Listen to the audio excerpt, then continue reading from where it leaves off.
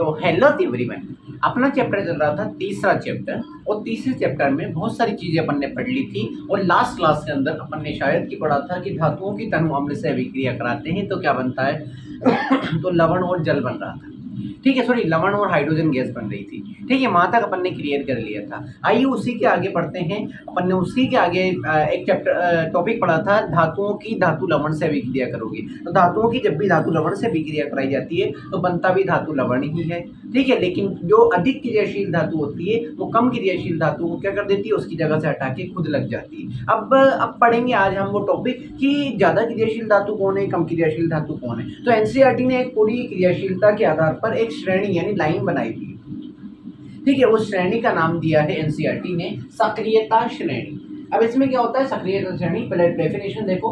वह सूची जिसमें धातु को उनकी क्रियाशीलता के अवरोही, अवरोही का मतलब है घटते क्रम में, ठीक है, यानी कि वो सूची जिसमें धातु को उनकी क्रियाशीलता के अवरोही क्रम में रखा जाता है उसे सक्रियता श्रेणी कहते हैं। अब देखो, ये है सक्रियता श्रेणी। मेरे पास बोर्ड बड़ा नहीं था तो मैंने आधी यहाँ लिख दी, आधी यहाँ लिख दी। आप लोगों को कैसे लिखना है, पूरी लाइन में ही लिखना है, मतलब पूरी लाइन में। पोटेशियम सबसे ज्यादा क्रियाशील, इससे कम क्रियाशील sodium, calcium, magnesium, aluminium, zinc, iron. फिर इसी के नीचे लिखना है आपको पीबी। ठीक है, मेरी तरह नहीं लिखना है ऐसे इधर, आपको नीचे लिखना है। यानी ये है सक्रियता श्रेणी, potassium, sodium, calcium, magnesium, aluminium, zinc, iron, lead, hydrogen, copper, H और एजी यानी सिल्वर और एयू यानी सोना। ठीक है, सबसे कम क्रियाशील होता है कौन सा, सोना, एवरम और एजी। और सबसे ज्यादा क्रियाशील होता है पोटेशियम और सोडियम। ये पढ़ाई मैंने सक्रियता श्रेणी, आप डायरेक्टली बना लीजिए। क्लियर है, जल्दी बना लो, मैं आपको बनाने का टाइम देता हूं।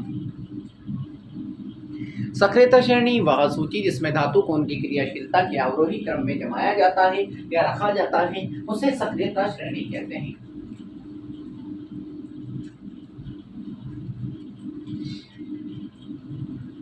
आई होप आप लोगों को क्लियर होगा।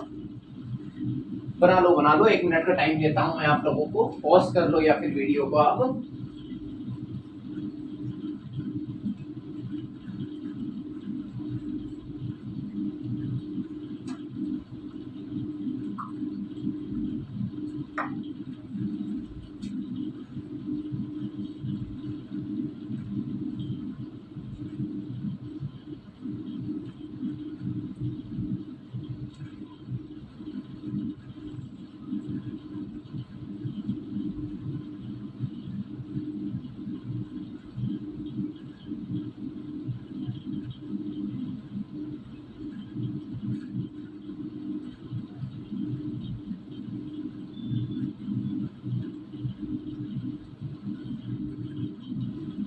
अब तो बना लिया होगा आई होप आपने। एक बार वो पढ़ के दिखा देता हूं मैं। सक्रियता श्रेणी वह सूची जिसमें धातु को उनकी क्रियाशीलता के अवरोही क्रम में रखा जाता है उसे सक्रियता श्रेणी कहते हैं। कैसे सक्रियता श्रेणी को कम घटते हुए क्रम में जमाते हैं। Potassium, sodium, calcium, magnesium, aluminium, zinc, iron, एफी, lead, hydrogen, copper, mercury, AG यानी सिल्वर और एयू यानी सोना। आई होप आप लोगों को क्लियर होगा। क्लियर है, तो नेक्स्ट टॉपिक डालेंगे। हाँ जी, नेक्स्ट टॉपिक डालें, धातुओं की अधातुओं के साथ अभिक्रिया।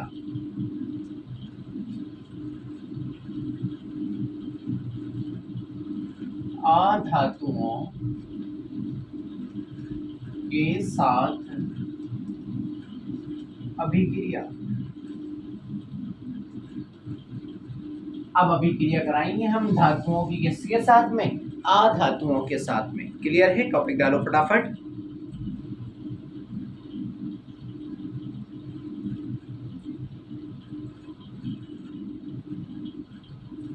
लिखना स्टार्ट करो। तत्वों की अभिक्रियाशीलता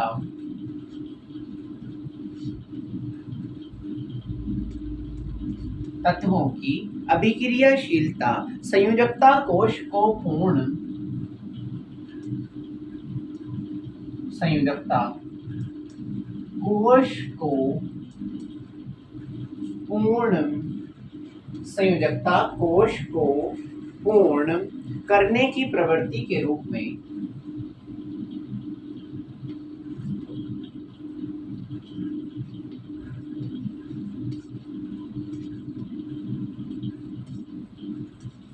करने की पूर्ण, ये पूर्ण है, ठीक है, पूर्ण करने की प्रवृत्ति के रूप में समझी जा सकती है।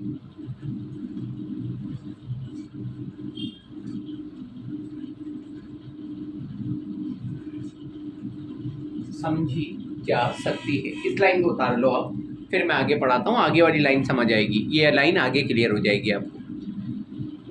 ये संयोजकता है, बिंदी लगा रखिए।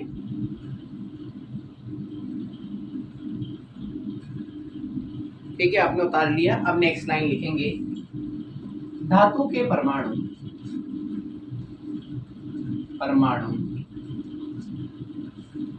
अपने संयोजकता कोश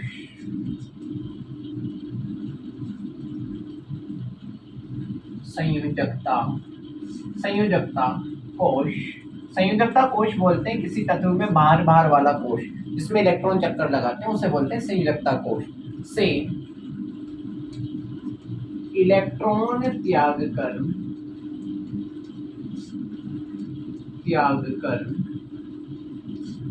धनायन बनाते हैं।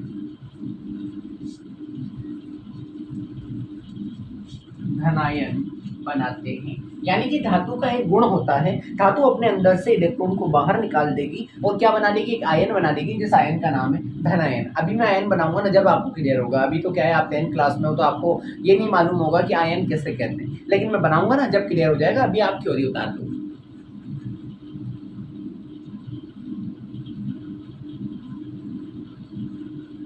जल्दी उतारो। धातु के परमाणु अपने संयोजकता कोश से इलेक्ट्रॉन त्याग कर यानी निकाल कर धनायन बनाते हैं। ठीक है, नेक्स्ट लाइन, अधातु के परमाणु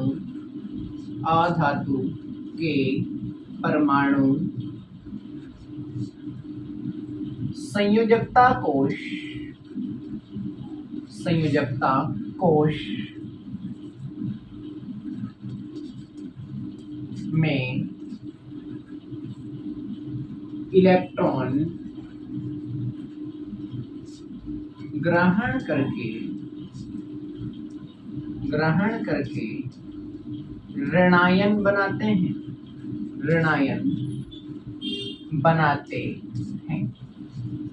यानी धातु तो इलेक्ट्रॉन निकाल के धनायन बनाती है और अधातु इलेक्ट्रॉन लेकर क्या बनाती है, ऋणायन। ऋणायन का मतलब होता है नेगेटिव आयन माइनस, ठीक है। धनायन का मतलब होता है पॉजिटिव आयन प्लस।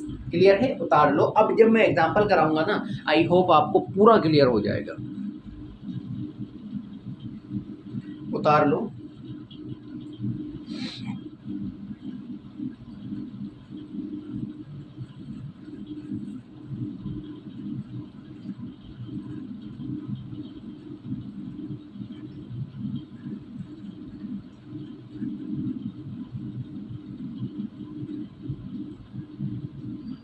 ठीक है, आई होप आप लोगों ने उतार लिया होगा।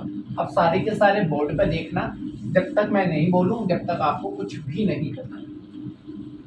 और डस्ट बहुत उड़ रही है।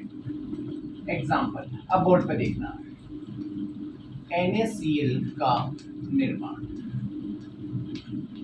ठीक है, NaCl का निर्माण, जिसमें Na जो है सोडियम है, ये धातु है, क्लोरीन जो है अधातु है। अब बोर्ड पे देखना, ये सोडियम के जो इलेक्ट्रॉन होते हैं वो ऐसे होते हैं, सबसे अंदर वाले कोश में 2 होंगे, फिर उसके बाहर वाले में 8 होंगे और लास्ट वाले सबसे बाहर वाले में 1 होगा, ठीक है। फिर सोडियम क्या करता है कि अपने इस वाले इलेक्ट्रॉन को बाहर निकाल देता है और कौन से बच जाएंगे, 2 और 8 बचेंगे। ये वाला इलेक्ट्रॉन बाहर निकल गया। जब भी किसी तत्व में से इलेक्ट्रॉन बाहर निकल जाता है ना, तो उसके ऊपर चार्ज आ जाता है पॉजिटिव। अभी 1 इलेक्ट्रॉन बाहर निकला तो प्लस लिख दिया। मान लो 2 इलेक्ट्रॉन निकलते तो यहाँ +2 आ जाता, 3 इलेक्ट्रॉन निकलते तो यहाँ पर +3 आ जाता। जो ये बना है ना, इसका नाम है सोडियम आयन, या फिर जो मैंने लिखा था क्या, धनायन लिखा था ना। धातु अपने अंदर से इलेक्ट्रॉन त्याग कर धनायन बनाती है, तो ये धातु है, त्यागने का मतलब इलेक्ट्रॉन दे दिया और धनायन बना लिया। धनायन का नाम सोडियम आयन। क्लियर है, अभी रुक जाइए। फिर आता है क्लोरीन जो है, क्लोरीन अपने अंदर इलेक्ट्रॉन रखता है, सबसे अंदर 2, फिर 8, फिर 7, ठीक है, यानी कि इसके बाह्यतम कोश यानी संयोजकता कोश में कितने इलेक्ट्रॉन है? 7। तो ये क्लोरीन क्या करता है, एक इलेक्ट्रॉन और ले लेता है एक्स्ट्रा। 7 तो पहले थे ही सही, एक इलेक्ट्रॉन और ले लेता है एक्स्ट्रा और क्या बना लेता है, 2, 8 और बाहर वाले में भी कितने फुल कर लेता है, 8। तो याद रखना जो इलेक्ट्रॉन लेता है यानी ग्रहण करता है उसके ऊपर आता है माइनस, जो देता है उसके ऊपर प्लस, जो लेता है उसके ऊपर माइनस। तो ये जो आयन बना है इसका नाम है क्लोरीन आयन। क्लोरीन आयन, या फिर मैंने बताया था क्या, माइनस को क्या बोला था, ऋण आयन। ठीक है, यानी कि जो भी इलेक्ट्रॉन ले लेगा तो ऋणायन बन जाएगा। अब मैंने लिखाया था धातु इलेक्ट्रॉन त्याग कर धनायन या सोडियम आयन बनाएंगे और अधातु या अधातु इलेक्ट्रॉन लेकर ऋणायन बनाएंगे, उस ऋणायन का नाम क्लोरीन आयन। ठीक है, अभी बोर्ड पे देखिएगा। अब ये दोनों, ये धातु है ये अधातु है, तो दोनों अभिक्रिया करेंगे Na+ और Cl-। ये जब धातु और अधातु दोनों अभिक्रिया करेंगे तो इसके पास तो एक्स्ट्रा इलेक्ट्रॉन और इसके पास एक इलेक्ट्रॉन कम, तो इसका एक्स्ट्रा इलेक्ट्रॉन ये सोडियम को दे देगा और इसके पास खाली जगह है तो ये पूरी कर लेगा और आपके पास यहाँ पर एक यौगिक बन जाएगा जिसका नाम है क्या, लवण। यानी कि अब आपको क्लियर हो गया कि धातु और अधातु आपस में अभिक्रिया करके लवण या कोई यौगिक बनाते हैं, लेकिन कब बनाते हैं, पहले वो अपने आप को आयन बनाएंगे। ठीक है, सोडियम को सॉरी धातु इलेक्ट्रॉन त्याग कर धनायन बनाएगा और अधातु इलेक्ट्रॉन लेकर ऋणायन बनाएगा। फिर धनायन और ऋणायन आपस में अभिक्रिया करके कोई भी यौगिक या तत्व या फिर अणु या फिर कोई लवण बना देंगे। आई होप आप लोगों को अब क्लियर होगा। क्लियर है, अब छाप लो आप।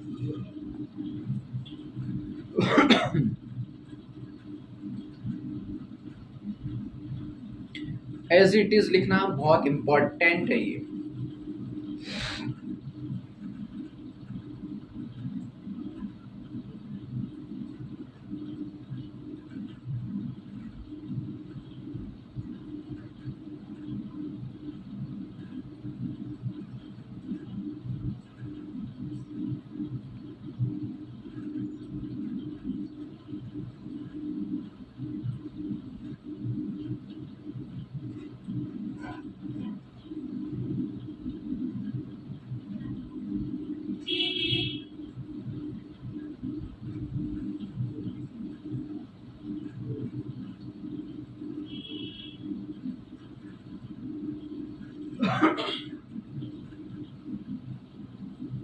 बता रहा आपने, हम लोगों के यहाँ पर अब बारिश आना शुरू हुई है। पहले तो मौसम ही बन रहा था, बारिश नहीं आ रही थी।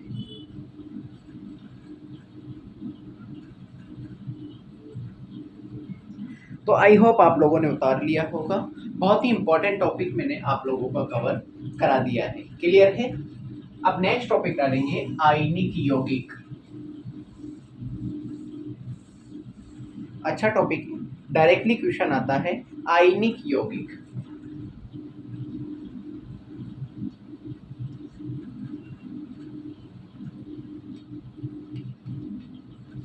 आयनिक यौगिक, ठीक है, बहुत इंपॉर्टेंट टॉपिक है। कई बार 10th क्लास में तो ये सीबीएसई में भी एज इट इज पूछा गया है।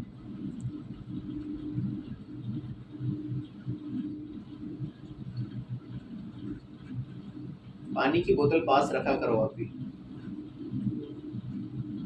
ठीक है, लिखना स्टार्ट करो। विपरीत आवेशित आयन, आवेशित आयन एक दूसरे को आपस में आकर्षित करते हैं।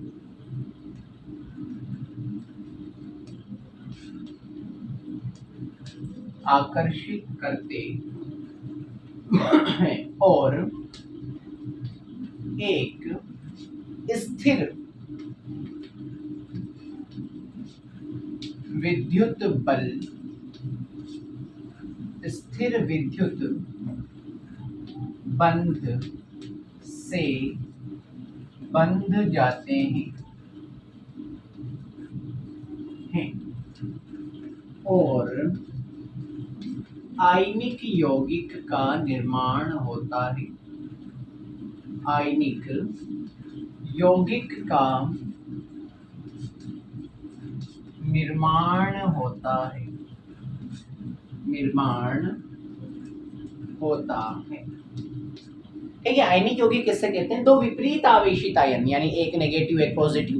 तो अभी आज मैंने बनाया था Na+Cl-। तो जब दो विपरीत आवेशित आयन एक दूसरे के पास आते हैं ना, तो अट्रैक्ट होते हैं, यानी क्या होते हैं? आकर्षित होते हैं। आकर्षित होने के बाद एक दूसरे के एक बंध आता है जिसका नाम स्थिर विद्युत बंध। इन दोनों बंधों से बंध जाते हैं। बंधने के बाद में जो यौगिक बनता है उसी यौगिक का क्या नाम दिया जाता है?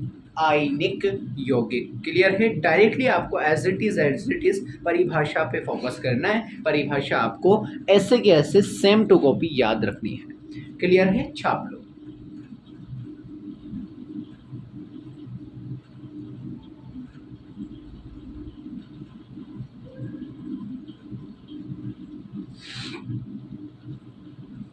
छापा? आई होप आपने छाप लिया होगा। अब नेक्स्ट टॉपिक डालो, आयनिक यौगिकों के गुणधर्म। ये एग्जाम में पूछे गए कई बार कि क्या क्या गुणधर्म हैं आयनिक यौगिकों के। आयनिक यौगिकों के गुणधर्म। आयनिक यौगिकों के गुणधर्म, यानी क्या क्या गुणधर्म हैं आयनिक यौगिकों के।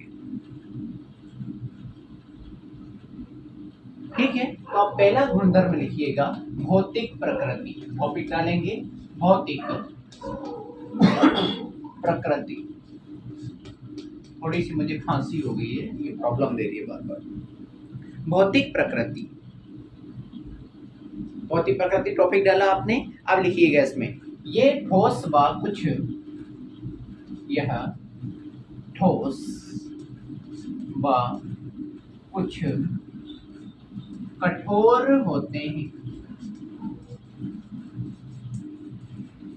कठोर होते हैं, यानी आयनिक यौगिक कैसे होते हैं भौतिक प्रकृति में? ठोस होते हैं, या फिर क्या होते हैं? कठोर, यानी टाइट होते हैं, जैसे मारोगे ना आवाज आएगी।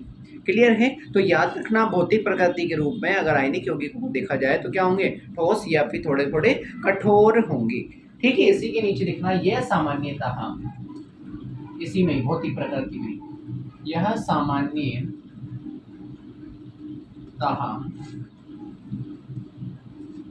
भंगुर प्रकृति के होते हैं। कैसी प्रकृति के होते हैं? भंगुर। भंगुर भंगुर। अब मैं बताऊं आपको भंगुर प्रकृति किससे कहते हैं। मान लो कोई यौगिक है कठोर है, अब उस यौगिक को जमीन पे गिरा दोगे ना, जमीन पे गिरते से टूट जाए तो उससे कहते हैं भंगुर। क्लियर है? तो ऐसे आयनिक यौगिक होते हैं कि खट से गिराओ और वो टूट गया, तो उससे कहते हैं भंगुर। तो ये भौतिक प्रकृति में कैसे होते हैं? भंगुर होते हैं। क्लियर है? जल्दी से उतार लो। भौतिक प्रकृति ये ठोस व कुछ कठोर होते हैं, सामान्यतः भंगुर प्रकृति के होते हैं। ठीक है, सेकंड नंबर गलनांक व क्वथनांक। अगला टॉपिक डालो गलनांक व क्वथनांक। डाल लिया गलनांक व क्वथनांक। अब लिखिएगा आयनिक यौगिक, आयनिक यौगिकों के गलनांक व क्वथनांक बहुत अधिक होते हैं। बहुत अधिक होते हैं। ठीक है, अब गलनांक क्वथनांक क्या होते हैं तो आपने छोटी क्लासों में भी पढ़ा होगा। गलनांक वो ताप होता है जिस ताप पर कोई भी चीज या तो जमने लग जाए ठंडा, या फिर क्वथनांक वो ताप होता है जिस भी ताप पर कोई भी चीज गर्म होकर वाष्प में बदलना शुरू कर दे। तो उन दोनों के ताप क्या होते हैं आयनिक यौगिकों के, यानी गर्म भी बहुत, सॉरी उबलेगा भी बहुत लेट और जमेगा भी बहुत लेट। आयनिक यौगिकों के गलनांक एवं क्वथनांक क्या होते हैं? बहुत अधिक होते हैं। क्लियर है? उतार लो, फिर मैं बिठारूंगा ऊपर से।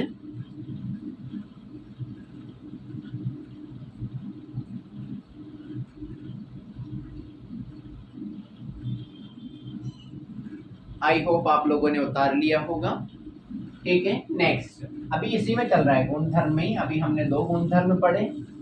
ठीक है, अब गुणधर्म नंबर 3 लिखना, घुलनशीलता।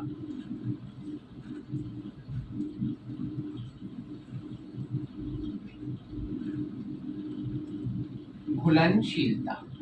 ठीक है, अब लिखना आयनिक यौगिक। आयनिक यौगिक जल में घुलनशील, जल में घुलनशील, घुलनशील तथा, यानी कि आयनिक यौगिक ऐसे हैं कि पानी में डालोगे ना घुल जाएंगे। ठीक है, इसलिए मैंने लिखा आयनिक यौगिक प्रायः जल में घुलनशील तथा kerosene, kerosene comma petrol,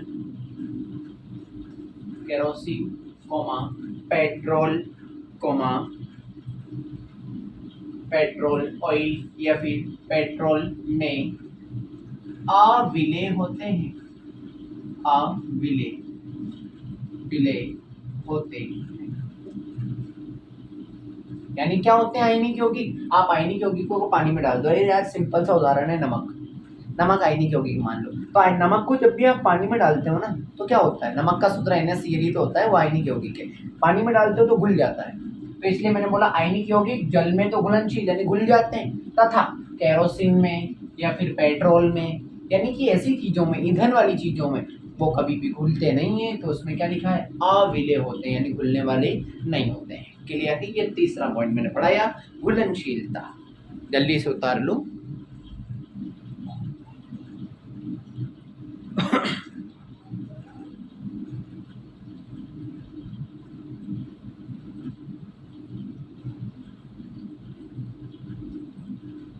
I hope आपने उतार लिया होगा।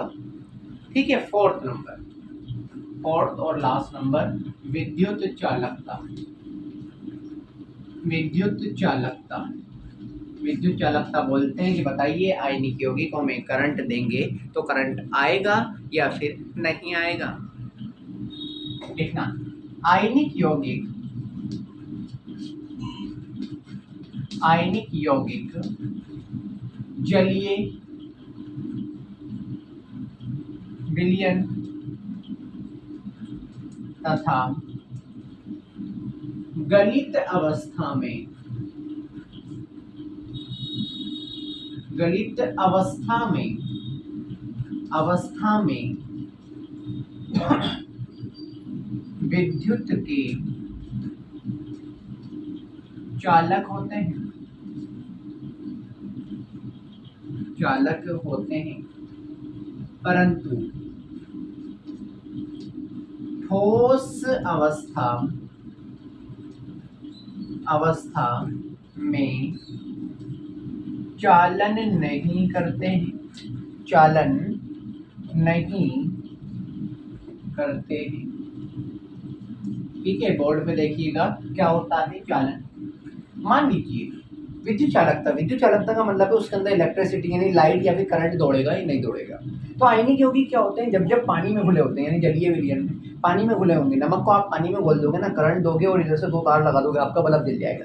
क्योंकि नमक जो है ना, नमक या पानी में घुला हुआ नमक वो विलयन होता है, किसका, जलीय विलयन। तो याद रखना आयनिक यौगिकों का जलीय विलयन हो या फिर गलित अवस्था, गलित अवस्था यानी थोड़ा थोड़ा गला हुआ, तो उसमें तो विद्युत का चालक होते हैं यानी चालन करते हैं, करंट आएगा आप दोगे तो। लेकिन मान लो कि उसमें पानी नहीं है, गला हुआ नहीं है, यानी कि ठोस है बिल्कुल पत्थर की तरह, तो उसके अंदर कभी भी चालन यानी करंट नहीं आता है। इसका मतलब ये है चालन नहीं करते हैं। क्लियर है? अब उतार लीजिए आप।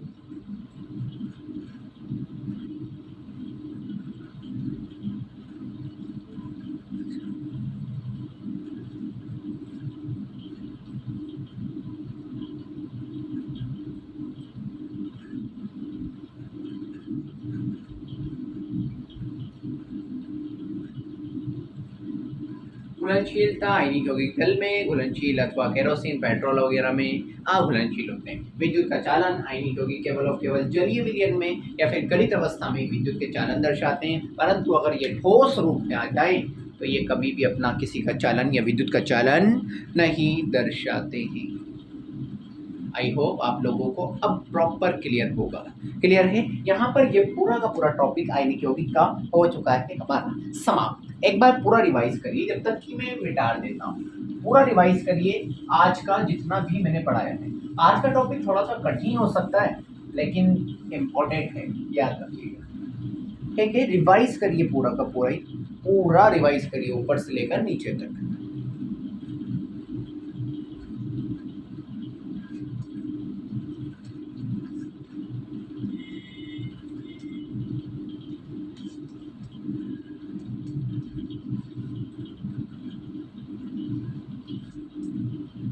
कर लिया? ठीक है। अरे यार वीडियो को पॉज करके रिवाइज करो। ऐसे तो क्या 5 से 10 मिनट लग जाएंगे, आप लोग बोलोगे कि चलो हो ही नहीं रहा। वीडियो पॉज किया करो यार, हर एक चीज़ सब्र इत्मीनान से होती है। ठीक है, आप चाहो कि यार हम तो ये आधे घंटे में राजा बाबू बन जाए, ऐसा नहीं होता यार। शादी भी बच्चा पैदा होते ही थोड़ी ना हो जाती है। शादी भी इंसान के 26 साल 28 साल 30 साल की उम्र में होती है। आप लोग क्या चाहते हो कि बस हमारे तो आधा घंटे में सब कुछ समाप्त हो जाए, सब हो जाए। नहीं होता भाई, नहीं होता। ठीक है, कोई ऊपर से सीख नहीं आता, सब कुछ यहीं आके करना पड़ता है। क्लियर है? तो वीडियो को पॉज किया करो बार बार और फिर रिवाइज किया करो, फिर चालू कर लिया करो, फिर स्टार्ट किया करो। क्लियर है? तो अब नेक्स्ट टॉपिक डालेंगे धातुओं की प्राप्ति, या फिर कोष्टक में लिखना धात्विकी। धातुओं की प्राप्ति और कोष्टक में लिखना धात्विकी।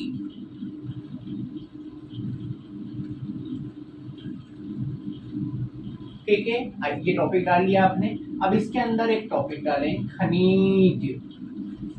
ये खनिज आपने अपनी सामाजिक में भी बहुत सुना होगा, ये खनिज आपने साइंस में भी बहुत सुना होगा। आज वापस से इसी खनिज को पढ़ेंगे 10th क्लास की साइंस के अंदर कि खनिज क्या होते हैं।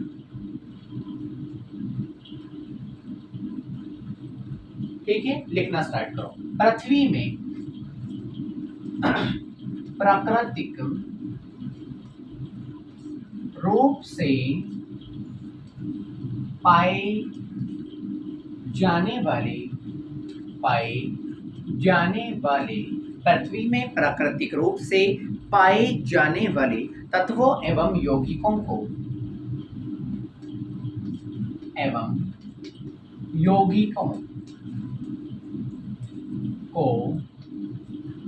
खनिज कहते हैं। खनिज कहते हैं। खनिज की डेफिनेशन याद रखना, 1 नंबर में डेफिनेशन 10th क्लास बोर्ड में पूछी गई है। खनिज किसे कहते हैं? तो पृथ्वी में हमारे अर्थ में क्या मिलेगा? प्राकृतिक रूप से, नेचुरल रूप से क्या जो भी पाए जाते हैं तत्व, कोयला है, कुछ भी पाया जाता है ना, तत्व पाए जाएंगे या यौगिक पाए जाएंगे, उन सब को जमीन से निकल रहे हैं तो क्या कहलाएंगे? वो खनिज कहलाते हैं। क्लियर है? जल्दी से उतार लो। आई होप आप लोगों ने उतार लिया होगा। क्लियर है? हमने बहुत सारे इंपॉर्टेंट टॉपिक आज पढ़े, हमारे 30 मिनट पूरे होने वाले हैं, इसलिए आज के लिए यहीं पर ही हम खत्म करते हैं। लेकिन आपसे एक बात मैं कहना चाहूँगा, क्या होता है कि बच्चों के दिमाग में ये आ जाती है कि यार अपन तो ऑनलाइन पढ़ रहे हैं, घर बैठे पढ़ रहे हैं, क्या कुछ हो पाएगा? देखो मेरी बात सुनिए, अगर आप कहीं कोचिंग जा रहे हो ना, कोचिंग में 50 बच्चे एक साथ पढ़ रहे हैं। क्या? 50 बच्चे एक साथ पढ़ रहे हैं। अब आपको क्या संभव है कि आपके मास्टर या आपका टीचर आप पर ध्यान दे पा रहा है या नहीं दे पा रहा है? मेहनत कौन को करना पड़ेगी? आपको। ठीक है, क्योंकि 50 बच्चे हैं, एक बार में 50 बच्चों पे ध्यान देना इम्पॉसिबल चीज़ है। ठीक है, लेकिन ऑनलाइन का महत्व ये है कि मैं भी फर्स्ट टाइम आपके सामने हूँ, आप भी फर्स्ट टाइम मेरे सामने हो, तो यहाँ पर मैं अपना 100% दे रहा हूँ। इसका मतलब ये है कि मैं आपको आपकी आरबीएससी बोर्ड का 100% पढ़ा रहा हूँ। ठीक है, मैं 1% भी नहीं छोड़ रहा। आप कहीं कोचिंग जा रहे हैं ना, वो बहुत सारी चीज़ें छोड़ के पढ़ाते हैं। ठीक है, उनको लगता है अच्छा ये बोर्ड में नहीं आएगी, चलो छोड़ दो। लेकिन मान लो वही बोर्ड में आ गई, आ सकती है ना। लेकिन तो ये दिमाग में कभी नहीं लाएं गलतफहमी कि यहाँ पर से कुछ होगा। भाई जो भी होगा ना यहीं से होगा, ये सीना ठोक के कह रहा हूँ आप लोगों से। बस मेहनत आप लोग लगातार करिए, कि मेहनत नहीं करोगे ना, देखो बिना मेहनत के तो खुदा भी नहीं देता, आप भी जानते हो। ठीक है, मेहनत करते हैं तभी खुदा देता है। तो मेहनत लगातार करिए, बाकी का रिजल्ट आप मेरे ऊपर छोड़ दीजिए। जो लिखा रहा हूँ वहीं से पूरा पेपर आएगा, ये 101% लिख लीजिए। क्लियर है? बस मेहनत लगातार करें, रिवीजन लगातार करें, कोई चीटिंग वगैरह ना करें। कोई टेस्ट देते हो आप लोग, ठीक है, मेरे को सेंड करते हो, बहुत अच्छे मार्क्स आपके आ रहे हैं, नो प्रॉब्लम, बट चीटिंग करोगे तो देखो मेरी ईमानदारी मैं मेरे साथ निभा रहा हूँ, आपकी ईमानदारी आप अपने साथ निभाएंगे। अभी चीटिंग कर लेंगे तो नंबर अच्छे आ जाएंगे, उससे क्या होगा। ये चीटिंग आपकी अगर वहाँ बोर्ड में दिखाई जाएगी, वहाँ नंबर कमाए तो फिर क्या होगा। ठीक है, इससे बेहतर है ईमानदारी से पढ़ें, लगन से पढ़ें, जी और जान लगा के पढ़ें और अपना 100% दें। ठीक है, तो यहाँ तक आई होप आप लोगों को क्लियर होगा। मिलते हैं नेक्स्ट वीडियो के अंदर, जब तक के लिए साथ बनाए रखिए। Thank you.